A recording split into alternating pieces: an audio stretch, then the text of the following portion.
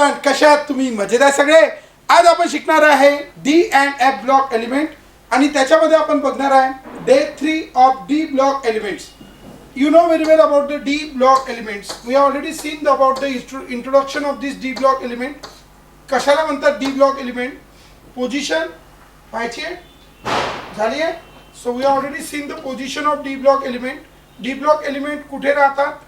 D block elements राहतात third period मध्ये, sorry third group मध्ये. का D block element third group मध्ये राहतात? हिंदी जो शिकवतो, ठीक है. D block element कहाँ रहते हैं? थ्री ब्लॉक थर्ड ग्रुप में. क्यों? थर्ड ग्रुप से लेके 10th ग्रुप के बीच में, third group to 10th group, and they are present in the period first, second, third, fourth, fifth, six, seven. तो they are present from the fourth, six, seven. So they are present 4, 5, 6, 7. So these are the periods and these are the what groups. तो group ची काय position आहे? Third group to 12th group, third group to 12th group, ठीक है. और secondly period fourth period to 7th period. This is the position of the D block elements in the periodic table. Now after having this position of the D block element, we have already seen about the electronic configuration. इसके पहले के इसमें आप देख सकते हो, उसमें हमने इलेक्ट्रॉनिक कॉन्फ़िगरेशन ऑलरेडी पढ़ा हुआ है. तो और हमने कॉपर और क्रोमियम का दोनों का भी इलेक्ट्रॉनिक कॉन्फ़िगरेशन डिटेल में पढ़ा है. And we already seen that there are the 4 series of D block, 3D series, 4D series, 5D series and 6D series. और ये एर्गॉन 18, 3D 1 to 10, 4s2, यहाँ पे 4D, फिर यहाँ पे 4f आता है, लेकिन इन्होंने 0 होने की वजह से वो एक्चुअली लिखना चाहिए there should be a 4f 14, 5D 1 to 2, 6s2, and already we have seen these electronic configurations. Now after studying these electronic configurations of the scandium to zinc, ये भी हमने ऑलरेडी देखा हुआ है. So after having this electronic configuration, oxidation state झालं की व्हायचं आहे? Give the heading oxidation states of the elements of 3D series. Oxidation states of elements of 3D series. हमारे पास 3D सीरीज के एलिमेंट है 21, 22, 23, 24 एंड 25. सो हमें पता है इनका इलेक्ट्रॉनिक कॉन्फ़िगरेशन. स्कैंडियम का इलेक्ट्रॉनिक कॉन्फ़िगरेशन है एर्गॉन 18, 3D 1 एंड 4s2. और हमें पता है 3D के अंदर सिर्फ कितना इलेक्ट्रॉन है? 1. So as there is 1 electron in this 3D. अब यहाँ पे क्या होगा, ध्यान देंगे, ये स्कैंडियम है, ये टिटेनियम है, वेनेडियम, क्रोमियम, और यहाँ पे हम लिख लेते हैं मैग्नीज. अब इनका इलेक्ट्रॉनिक कॉन्फ़िगरेशन अगर हम देखेंगे तो हमें पता है इस दुनिया में हर कोई क्या होना चाहता है? स्टेबल. और किसी को भी अगर स्टेबल होना है तो क्या करना पड़ेगा? किसी को भी अगर स्टेबल होना है तो उसको अपने नियरेस्ट नोबल गैस का इलेक्ट्रॉनिक कॉन्फ़िगरेशन गेन करना पड़ेगा. अब कौन सी है इसकी नियरेस्ट नोबल गैस? ठीक है, कौन सी है? एर्गॉन. तो एर्गॉन बनने के लिए ये क्या करते हैं? इसके लिए ना हमें सबसे पहले उनका इलेक्ट्रॉनिक कॉन्फ़िगरेशन लर्न होना जरूरी है. तो मैं पहले लिख लेता हूँ सबका इलेक्ट्रॉनिक कॉन्फ़िगरेशन. इसका आएगा एर्गॉन 18, ये 3D3 और 4s2. ये हो गया एर्गॉन 18, ये हो जाएगा 3D5 एंड 4s1. और ये मैग्नीज है, एटॉमिक नंबर इज 25.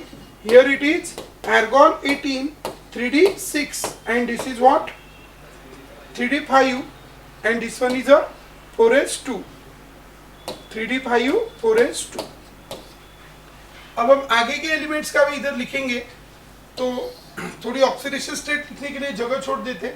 अब हम आगे का एलिमेंट्स अगर देखेंगे तो 26, 27, 28, 29 and this one is a 30. और 26 है iron, this is cobalt, this is nickel, this is copper and this one is zinc. ठीक है. अब यहाँ पे देखेंगे फेरस, what? एर्गॉन 18. अब मैं यहाँ पे एर्गॉन 18 नहीं लिखता, डायरेक्ट लिखेंगे 3D6 एंड 4s2. यहाँ पे लिखेंगे 3D7, 4s2, 3D8, 4s2, 3D10, 4s1 and this one is a 3D10, 4s2. अब यहाँ पे क्या है? 3D में एक इलेक्ट्रॉन है और 4s में 2. तो एक बात हमेशा ध्यान में रखना है, हमारे पास 2 टाइप के बॉन्ड होते हैं. एक होता है आयनिक बॉन्ड और एक होता है covalent bond. So ionic bond कैसे फॉर्म होता है? Ionic bond is form by complete transfer of electron from one atom to another. Oxidation state, अब ऑक्सीडेशन स्टेट में अगर हम यहाँ पे देखेंगे तो ऑक्सीडेशन स्टेट तो दो टाइप के बॉन्ड होते हैं, एक होता है आयोनिक बॉन्ड और दूसरा होता है कोवैलेंट बॉन्ड। आयोनिक बॉन्ड कैसे फॉर्म होता है? Ionic bond is form by complete transfer of electron from one atom to another atom. एक एटम पूरा इलेक्ट्रॉन देता है और दूसरा एटम इलेक्ट्रॉन लेता है। तो जो इलेक्ट्रॉन देता है उसके ऊपर पॉजिटिव चार्ज आता है और जो इलेक्ट्रॉन लेता है उसके ऊपर निगेटिव चार्ज आता है। तो जो इलेक्ट्रॉन देता है उसके ऊपर कौन सा चार्ज आता है? पॉजिटिव, और जो इलेक्ट्रॉन लेता है उसके ऊपर आता है निगेटिव। तो इलेक्ट्रॉन देने वाले के ऊपर पॉजिटिव और लेने वाले के ऊपर निगेटिव। तो जो भी चार्जेस आ रहे हैं उसी को हम उसकी कौन सी स्टेट कहते हैं? Oxidation state. पहली बात। दूसरी बात क्या है बच्चों यहाँ पे? अब जो इलेक्ट्रॉन दे रहा है उसके ऊपर पॉजिटिव चार्ज आ रहा है और जो इलेक्ट्रॉन ले रहा है उसके ऊपर निगेटिव चार्ज आ रहा है। तो जिसके ऊपर आ रहा है बच्चों पॉजिटिव चार्ज, तो दो टाइप का है। पॉजिटिव चार्ज भी दो तरीके से आता है। आयनिक बॉन्ड में कंप्लीट ट्रांसफर ऑफ इलेक्ट्रॉन की वजह से, और कोवैलेंट बॉन्ड अगर दो डिफरेंट एटम के बीच में है तो जिसकी इलेक्ट्रोनेगेटिविटी ज्यादा है उसके ऊपर निगेटिव और जिसकी कम है उसके ऊपर पॉजिटिव। बराबर। तो यहाँ पे क्या है? आयनिक बॉन्ड की अगर बात करें तो आयनिक bond is form by complete transfer of electron. एक एटम इलेक्ट्रॉन देगा, लेकिन अगर आपको पता है बच्चों कि इलेक्ट्रॉन को यार अगर निकालना है तो ऐसा नहीं कि निकाल दिया इलेक्ट्रॉन, ऐसा नहीं होता। इलेक्ट्रॉन को निकालने के लिए एनर्जी लगती है और उस एनर्जी का नाम है आयोनाइजेशन एंथैल्पी। और ऐसे अगर किसी में से 3 इलेक्ट्रॉन निकालना है तो उसकी 3 आई रही थी, I1, I2, I3। अरे आई मतलब आयोनाइजेशन एंथैल्पी, तो 3 आयोनाइजेशन एंथैल्पी रहती और सबसे ज्यादा किसकी वैल्यू रहती? थर्ड। तो इसलिए किसी एटम से 5, 6, 7, 8 इलेक्ट्रॉन निकालना इतनी इजी बात नहीं है। और इसीलिए क्या होता है कि जो हायर ऑक्सीडेशन स्टेट्स होती है, it is due to the formation of covalent bond, not due to the formation of ionic bond. ये कॉन्सेप्ट आप हमेशा ध्यान में रखेंगे कि some atom shows the higher oxidation state due to the formation of covalent bond and lower oxidation state due to the formation of ionic bond. तो कितने type के बॉन्ड हो गए? 2। तो आयोनिक बॉन्ड की वजह से कौन सी ऑक्सीडेशन स्टेट रहेंगी? Lower oxidation state. और higher oxidation states are due to the formation of covalent bond. Covalent bond की वजह से रहेंगी लोअर ऑक्सीडेशन स्टेट और आयोनिक बॉन्ड की वजह से लोअर। ध्यान में रखेंगे once more, lower oxidation state, lower oxidation state are due to the formation of covalent bond and higher oxidation state are due to the formation of ionic bond. तो ऐसे हमारे पास दो टाइप के बॉन्ड होते हैं, एक होता है कोवैलेंट और एक होता है आयोनिक। ठीक है। तो अब ये जो दो टाइप के बॉन्ड है, अब ये दो टाइप के बॉन्ड आपको ध्यान में रखना है। One is the covalent and another one is the ionic. तो ऐसे दो टाइप के बॉन्ड्स हमारे पास है। अब यहाँ पे क्या है कि कभी कभी जैसे ये 4s है, इसको पता है कि भाई अगर मैं 3 इलेक्ट्रॉन दे दूंगा तो मैं क्या बन जाऊंगा? एर्गॉन। क्या बन जाऊंगा? एर्गॉन। या मेरे इलेक्ट्रॉन किसके जैसे हो जाएंगे? Argon. So it has a tendency to donate how many electron? 3। लेकिन 3 इलेक्ट्रॉन निकालने तो 2 कहाँ से निकालने? 4s। और एक कहाँ से? 3d। और हमें पता है जो सबसे बाहर की शेल होती है उसमें से इलेक्ट्रॉन निकालने के लिए लगने वाली एनर्जी सबसे कम। बाहर का है ना, जल्दी निकाल लिया, अंदर का निकालने को तो एनर्जी ज्यादा। तो इसलिए ये दो को एनर्जी कैसी लगेंगी? कम। और इसको एनर्जी कैसी लगेंगी? ज्यादा।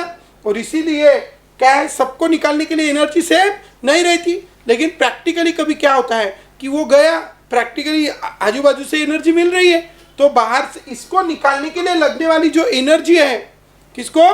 4s के अंदर के इलेक्ट्रॉन्स को निकालने के लिए लगने वाली जो क्या है? एनर्जी। वो एनर्जी क्या हो सकती है? कभी ज्यादा हो सकती है तो कभी कम। तो इसीलिए ये एनर्जी अगर कैसी है बच्चों, 4s में से इलेक्ट्रॉन निकालने के लिए क्या लगने वाली है? एनर्जी। बराबर। वो एनर्जी कभी कभी इतनी ही पूर्ति है, इसको निकालने के लिए एनर्जी मिलती ही नहीं। इसीलिए कभी कभी क्या होता है कि 4s के ही इलेक्ट्रॉन देना पॉसिबल होता है, 3d के देना पॉसिबल नहीं होता। और इसीलिए वो सिर्फ कौन सी ऑक्सीडेशन स्टेट शो करता है? +2। लेकिन कभी कभी क्या होता है, क्या 2 इधर से भी देगा और 1 इधर से भी देगा, टोटल कितने देगा? 3। तो कितने बॉन्ड बनाएगा वो? 3। So it will show the oxidation state +3। होता है ना, मार्केट में हम जाते हैं, 3 चीजें लानी होती है लेकिन पैसे खत्म, तो हम कितने ले आते हैं? 2। एक बोलेंगे बाद में लेके जाएंगे, है ना, फिर बाद में वो चला ही जाता है महीना, फिर नेक्स्ट महीने को जाते हैं, फिर बराबर पैसे लेके जाते हैं, और कितने लाते हैं 3। तो इसलिए डिपेंडिंग अपॉन द सिचुएशन कभी वो 2 बॉन्ड बनाता है तो कभी 3। So it shows the 2 types of oxidation state. अब यहाँ पे अगर हम देखेंगे, यहाँ पे क्या है कि 4s के अगर 2 इलेक्ट्रॉन दिए तो क्या आएंगी +2, और यहाँ पे 4s के 2 और 3d के भी 2, तो 2 और 2। अब कभी कभी क्या होगा कि 4s के 2 देगा और 3d का सिर्फ कितना देगा 1, तो इट विल शो द +3। अब कभी कभी यहाँ के भी 2 और यहाँ के भी 2, तो इट विल शो द +4। ठीक है।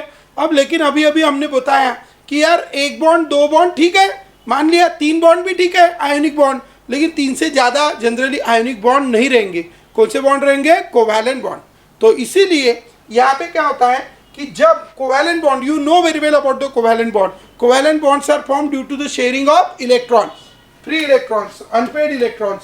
तो यहाँ पे जैसे डी में कितने अनपेड इलेक्ट्रॉन है 3, और ये 4s के 2, तो कभी कभी क्या होगा कि ये सिर्फ 2 ऑक्सीडेशन स्टेट शो करेगा +2, it will be the ionic bond. But कभी कभी ये अनपेड 3 है और ये भी अनपेड एक्साइटेड में जाके ये भी 2 अनपेड हो जाएंगे, तो ये 2 और ये 3 कितने हो गए 5, it will form how many covalent bond 5, so it will show the highest oxidation state of +5। तो कभी कभी यहाँ के 2 यहाँ का 1 कितने होंगे +3 +4, and this one is a +5. So it shows this variety of oxidation state, that is from +2 to +5. Secondly, ये क्रोमियम है, यहाँ पे 4s में 1 इलेक्ट्रॉन है और 3d में कितने हैं 5, तो ये 1 और ये 5 कितने हो गए, 1 और 5 कितने हो गए 6। सो ये +1 से शुरुआत करेगा। अभी ये स्पेशलिटी है क्रोमियम की, ध्यान में रखना, है ना।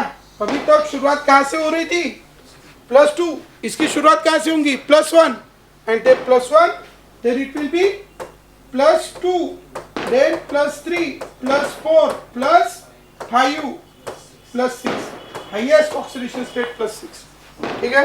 लेकिन अभी यहाँ पे जाएंगे, यहाँ पे इसके 5 और इसके 2 कितने हो गए 7, तो इसकी शुरुआत कहाँ से होंगी 1 से कि 2 से? 2 से। 1 है क्या उधर? नहीं। सो क्या होगा इसका +2, +3, +4, +5, +6, एंड दिस वन भी +7 हो गया। ये हो गया इनका इलेक्ट्रॉनिक कॉन्फ़िगरेशन। लेकिन अभी हम यहाँ पे जाएंगे, तो यहाँ पे शुरुआत कहाँ से होंगी बच्चों? यहाँ पे आप देख सकते हो शुरुआत अभी 4s में 2 है, तो +2 से शुरुआत होंगी, लेकिन डी में कितने इलेक्ट्रॉन है 6, तो क्या हो गई 1 2 3 4 5 और ये 6, और अनपेड कितने हैं अभी 4, बराबर। तो अभी यहाँ के 2 यहाँ के 4, तो बॉन्ड कितने बनेंगे सिर्फ 6, and so it will show the highest oxidation state of +6, and so what will be their oxidation state? +2, +3, +4, +5 and +6. These will be the oxidation states. ठीक है। अब डी में कितने हो गए 7, अब डी में 7 हो गए, तो 1 2 3 4 5, 1 2 3 4 5 6 7। अब अनपेड कितने बचे 3, यहाँ के 2, 3 और 2 5, तो क्या होगा +2, +3, +4, +5। ये निकेल, अब ये और बढ़ जाएगा निकेल में, तो बचेंगे कितने 2, सो +2, +3, +4। यहाँ पे +1 और कभी कभी वो +2 शो करता है, ठीक है। And this will show only +2, क्योंकि उसके पास एक भी अनपेड इलेक्ट्रॉन नहीं रहेगा। And this is about the oxidation states of the first transition series elements. ठीक है। तो this is about the oxidation states of the elements of first transition series. 10 बातें बोलनी है, सबके सब कोई एक ऐसा एलिमेंट नहीं है जिसमें क्या नहीं है +2 नहीं है। सो +2 is it's common oxidation state. Common oxidation state of this series is what +2, first thing. Second, the highest oxidation state is shown by manganese, that is +7. The lowest oxidation state, that is +1 and +1, is shown by chromium and copper. कितने point हो गए 3।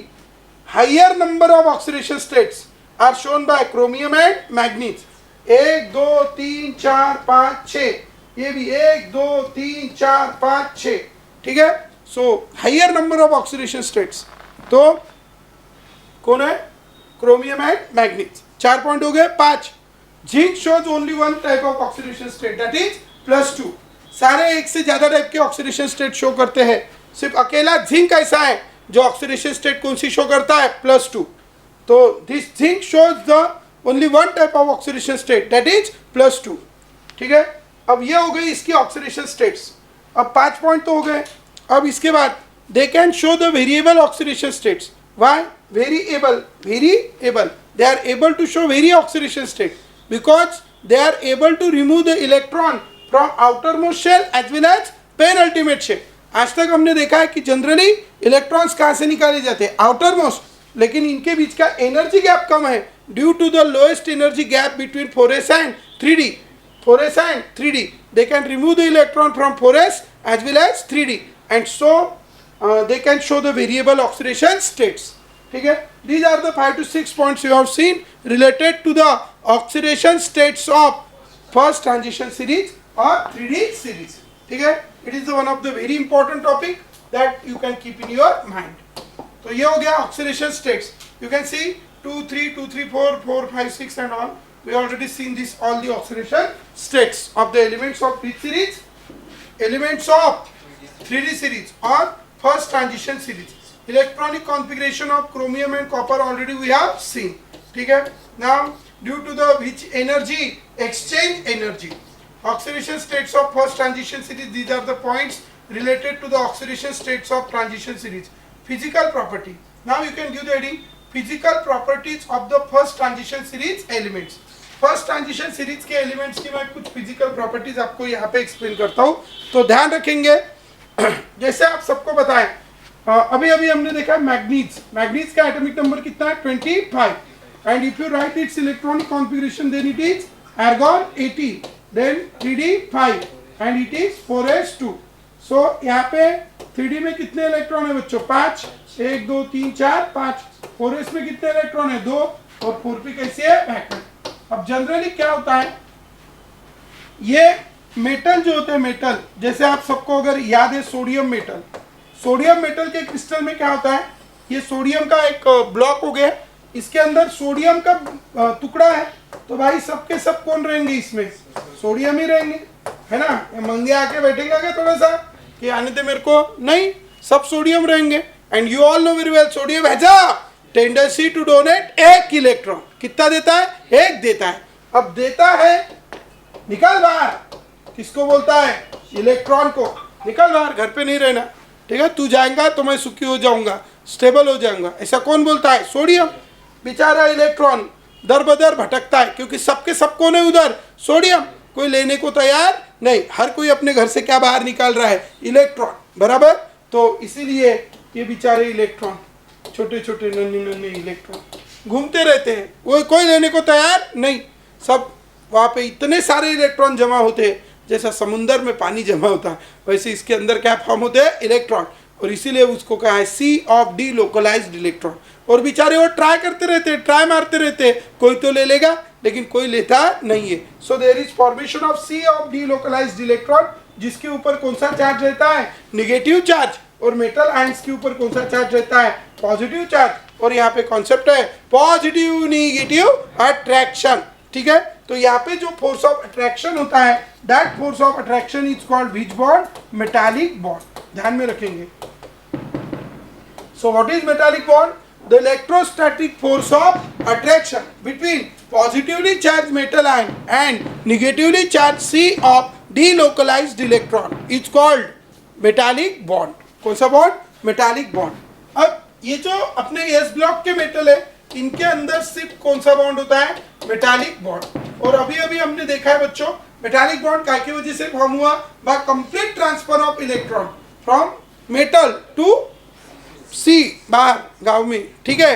तो that is the metallic bond. अब यहाँ पे भी ये क्या करते हैं, डी ब्लॉक के जो मेटल है, ये भी इनके बाहर के 2 इलेक्ट्रॉन फेंक देते हैं, लेकिन बाहर के 2 इलेक्ट्रॉन फेंकने के बाद भी उनके पास क्या बचे रहते हैं, 5 एनपेड, बराबर। तो यहाँ पे अगर हम इनके क्रिस्टल को स्ट्रक्चर को अगर देखें तो मैं अगर ये Mn अगर कंसीडर करूं तो इसने कितने कितने इलेक्ट्रॉन दिए? 2। और अगर इसने 2 इलेक्ट्रॉन दिए हैं, कितने कितने इलेक्ट्रॉन दिए हैं? 2। तो इसके पास 5 अनपेड है, इसके पास हर एक के पास क्या है? 5 इलेक्ट्रॉन भी है गांव में। तो इलेक्ट्रॉन और इनके बीच में क्या डेवलप हो जाएगा? Force of attraction. लेकिन इसके अनपेड और इनके अनपेड के बीच में भी क्या डेवलप होगा? Unpaired share their unpaired and form the which bond? Covalent bond. The bond formed by mutual sharing of electron. अरे ये 2 तो दिए, ये पॉजिटिव और ये नेगेटिव, इनके बीच में कौन सा बॉन्ड फॉर्म हुआ? मेटालिक। अब ये मेटल के अनपेड और ये मेटल के अनपेड इन्होंने क्या कर लिया है? शेयर। और शेयर करके कौन से बॉन्ड बनाएंगे? कोवेलेंट। और वो भी क्या 1-2 नहीं बनाएंगे? कितने अनपेड है उसके पास? 5। 2-3 इधर, 2-3 इधर। मतलब यहाँ पे मेटल के बीच में अभी कितने टाइप के बॉन्ड हो गए? 2। एक कौन सा हो गया? मेटालिक। और दूसरा कौन सा हो गया? कोवेलेंट। बराबर। और वो कितने कोवेलेंट बॉन्ड बनाएगा ये डिपेंड करता है उसके अंदर कितने क्या है? Unpaired electron. अगर उसके अंदर अनपेड इलेक्ट्रॉन ज्यादा है तो कोवेलेंट बॉन्ड ज्यादा, और अगर अनपेड इलेक्ट्रॉन कम है तो कोवेलेंट बॉन्ड कम। और हमने ऑलरेडी देखा है as you move from top scandium to zinc, पहले अनपेड इलेक्ट्रॉन बढ़ते गए मैग्नीज तक और उसके बाद क्या होते गए? कम होते गए। तो यहाँ पे कोवेलेंट बॉन्ड्स भी मैग्नीज तक पहले क्या होंगे? बढ़ेंगे और बाद में क्या होंगे? कम। और इसीलिए क्या होगा? और हमें पता है force of attraction is nothing but bond, और bond is nothing but the force of attraction. तो क्या होगा? क्या होगा यार कि जैसे भी हम स्कैंडियम टू मैग्नीज जाएंगे उनके बीच के मेटालिक बॉन्ड तो जो है वही है, लेकिन कोवेलेंट बॉन्ड बढ़ रहे हैं, तो उनके बीच का फोर्स ऑफ अट्रैक्शन भी बढ़ रहा, तो उनका मेल्टिंग पॉइंट भी बढ़ेगा, बॉइलिंग पॉइंट भी बढ़ेगा, उनकी हार्डनेस भी बढ़ेगी, क्योंकि बॉन्ड की स्ट्रेंथ बढ़ रही है, लेकिन डेंसिटी क्या होगी? डेंसिटी भी बढ़ेगी। ठीक है, तो हम ये सारे पॉइंट्स देखेंगे। और इसीलिए as compared to s block के जो मेटल्स होते हैं, उस एस ब्लॉक के मेटल के कंपैरिजन में डी ब्लॉक के मेटल कैसे होते हैं? हार्ड। ठीक है, और वो टिपिकल मेटल होते हैं। मेटल की जो प्रॉपर्टीज होती है कि मेटल कैसे होते हैं? मेटल्स मैलिएबल होती है। मैलिएबल मतलब उसको अपन ठोकेंगे तो उसका क्या बनेंगी? शीट बनेंगी। So that is called malleable. Ductile होते हैं, उसको खींचेंगे तो क्या होगा? अच्छा ही होगा ना। खींचेंगे तो क्या होगा बच्चा पार्टी? वायर बनेगा। That is called which nature? Ductile nature. तो ये क्या है? सबसे पहले हार्ड है। क्यों हार्ड है? समझ गए? डबल टाइप के फोर्स ऑफ अट्रैक्शन है। मैलिएबल है। क्यों मैलिएबल है? समझ गए? डक्टाइल है। क्यों डक्टाइल है? Do you understand? मैलिएबल है, डक्टाइल है, लस्टरस है, मतलब उसके ऊपर क्या फॉर्म होती है? शाइन है ना। उसके पास फ्री इलेक्ट्रॉन रहते, एनर्जी आती, इलेक्ट्रॉन खाता एनर्जी, ऊपर जाता, ऊपर गया फिर कम हो जाती, फिर से नीचे आता। जब नीचे आता तो क्या रिलीज करता? Energy in the form of light, और फिर हमें चमकता वो। तो हम बोलते हैं कि मेटल हैज मेटालिक लस्टर। ठीक है, तो मेटालिक लस्टर उनके पास है। उसके बाद दे फॉर्म द अलॉय।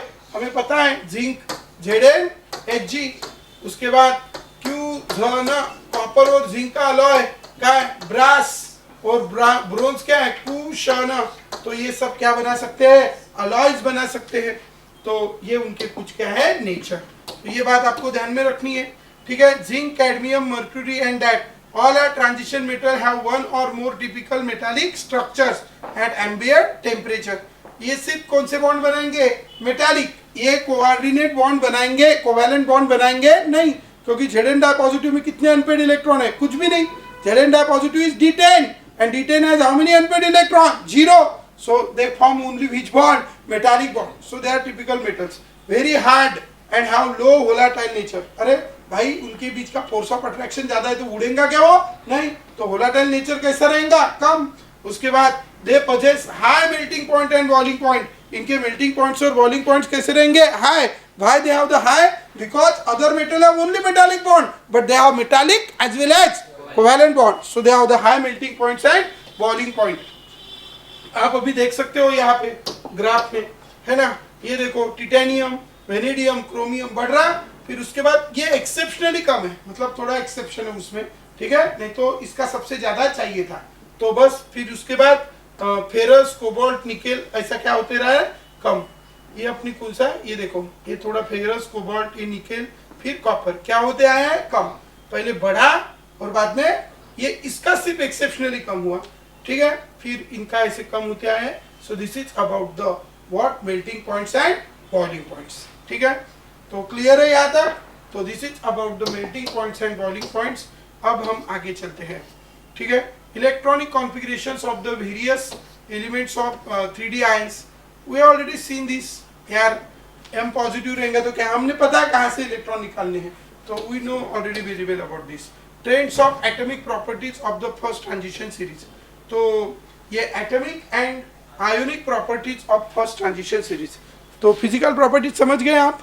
अभी हम एटॉमिक रेडाई के बारे में डिस्कस करते हैं। तो कुछ बातें मैं आपको बताना चाहता हूँ। ये जो 3D सीरीज के एलिमेंट्स हैं, 3D सीरीज के एलिमेंट्स में न्यूक्लियस के अंदर कौन सा चार्ज रहता है? पॉजिटिव, बराबर।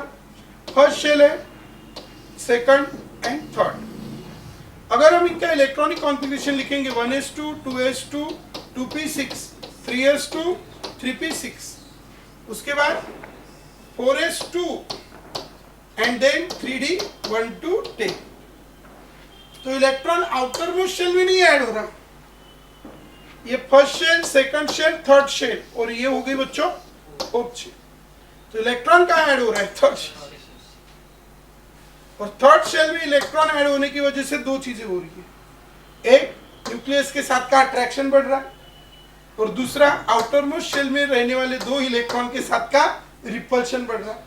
Electron electron repulsion.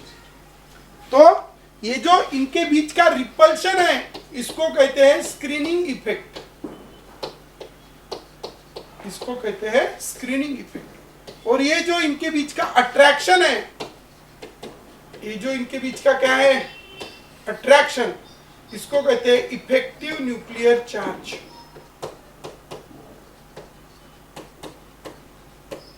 इसको रिप्रेजेंट करते हैं जेड इफेक्टिव से। इनके बीच के अट्रैक्शन को कहते हैं इफेक्टिव न्यूक्लियर चार्ज, जिसको रिप्रेजेंट करते हैं जेड इफेक्टिव से। और इनके बीच का जो रिपल्शन है, उसको कहते हैं कौन सा इफेक्ट? Screening effect. तो यहाँ पे दो टाइप की इफेक्ट है। एक का नाम है कौन सा इफेक्ट? स्क्रीनिंग इफेक्ट, जो रिपेल कर रहा है। What is screening effect? Repulsion experience by the electron present in outermost shell from the penultimate shell, इसको कौन सा इफेक्ट कहते हैं? Screening effect. और ये जो अट्रैक्शन है, इसको क्या कहते हैं?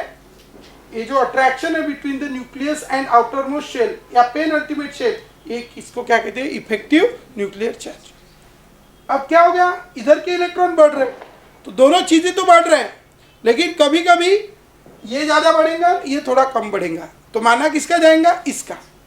कभी कभी वो ज्यादा बढ़ेगा और ये कम बढ़ेगा, तो माना किसका जाएगा? उसका। ठीक है, अब हम देखते हैं एटॉमिक साइज। अगर अट्रैक्शन बढ़ा तो वो क्या आएंगे? पास। पास आया तो एटॉमिक साइज कम। सो एटॉमिक साइज जो है, atomic size is inversely proportional to the effective nuclear charge. Attraction बढ़ा, एटॉमिक साइज कम। एंड अगर रिपल्शन बढ़ा तो ये कहाँ जाएगा? दूर। और अगर ये दूर गया तो एटम का साइज बढ़ेगा। अगर ये दूर गया तो एटम का साइज बढ़ेगा। और अगर एटम का साइज बढ़ गया तो एटम का साइज बढ़ा कब? जब रिपल्शन ज्यादा। रिपल्शन ज्यादा मतलब क्या ज्यादा?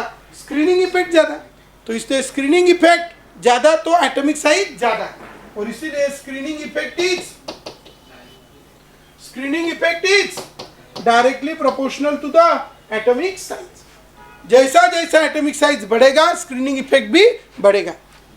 सॉरी, स्क्रीनिंग इफेक्ट बढ़ा तो एटॉमिक साइज बढ़ेगा। लेकिन कभी कभी ये ज्यादा है तो कभी कभी ये। जब ये ज्यादा होगा तो ये बोलेगा मैं ज्यादा, तो एटॉमिक साइज क्या होगा? कम।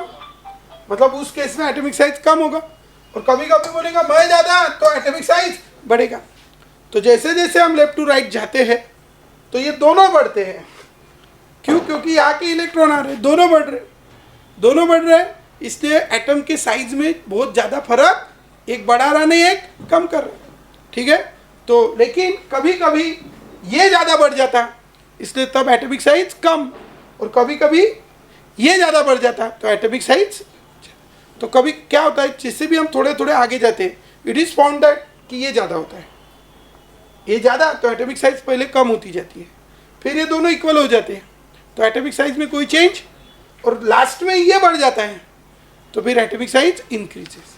तो ऐसा थोड़ा माइन्यूट चेंज आपको वहां पे दिखाई देगा in the which radii atomic and ionic radii. Decrease, पहले डिक्रीज हुआ, अब इसने बोला है decrease gradually from left to right, ठीक है। Nuclear charge increases by 1 unit, ये पूरा एक्सप्रेशन दे रहा है। The last electron is filled in n-1, that is 3d, मतलब थर्ड शेल, आउटर उसमें ऐड नहीं हो रहा। The d orbitals in this is less penetrating and diffuse shape होता है d ऑर्बिटल का, वो हम बाद में देखेंगे। Trends in the ionic and can be divided into elements having same oxidation state, different oxidation state. But don't worry, पहले क्या हुआ ध्यान दो, पहले एटॉमिक साइज कम हुआ, फिर nearly same and then increases, ठीक है। So this is about the trend, why it is so, we have seen the reason. तो ऑक्सीडेशन स्टेट्स हमने देखा है, ये आयोनिक रेडियस ये भी वैसे ही है। हैव यू सीन दिस, ये देखा है ना हमने, decreases same increases. Atomic properties of first transition series element, atomic number, atomic ionic radius, we have seen first decreases, same increases, 64, 47, 35, 29, 27, 26, 25 क्या हो रही है, decrease, then same, then increase, ठीक है। so this is about the atomic radii, ठीक है। Density के बारे में दिया हुआ है थोड़ा सा, डेंसिटी, तो डेंसिटी क्या है, तो ठीक है, डेंसिटी का पॉइंट जो है वो मास अपॉन वॉल्यूम है। तो डेंसिटी भी क्या होगा, एटॉमिक नंबर 1 से बढ़ रहा है, अगर साइज छोटा हो रहा है तो वॉल्यूम कम होगा, और वॉल्यूम कम होगा तो डेंसिटी बढ़ेगी, ठीक है। तो वो वैल्यूज वहाँ पे दी है तो हम उसमें से देख लेंगे, ठीक है। तो आगे का टॉपिक जो है वो हम आगे के लेक्चर में पढ़ेंगे। आज के लिए इतना ही देखते हैं, तब तक के लिए बाय बाय। शुरुआत होगी सही तो मेडिकल और इंजीनियरिंग एंट्रेंस एग्जाम में सफलता मिलेगी वही। बच्चों के उज्जवल भविष्य के लिए JSM को बड़ी मेहनत के साथ स्थापित किया है मनोज परघन सर ने, जहां बच्चे हंसी खुशी के वातावरण में सब्जेक्ट को practically experienced and qualified teachers द्वारा मन लगाकर पढ़ते हैं। JSM have highly air cooled digital classroom with advanced seating arrangement, enthusiastic study environment created by Manoj sir by providing unique great concepts and tricks to learn chemistry, with full library support, an under observation reading room for hard-working students, a detailed and conceptual teaching by well experienced and dedicated teaching staff, planning session by educational advisor. Practical knowledge is given to student by performing lab experiments by faculties. Specified dining area for lunch, a specified underground parking for students' vehicles, students' personal doubt session to have a best result, special sports and yoga activity to improve students' physical and mental health, with the best medical and engineering selection of JSM in Government NET and IIT College. JSM IIT Medical Hub 2-year integrated program for 11th and 12th physics, chemistry, maths and biology. इसलिए सही शुरुआत करें JSM IIT and medical hub के साथ, जहां education ही है सर्वोपरि।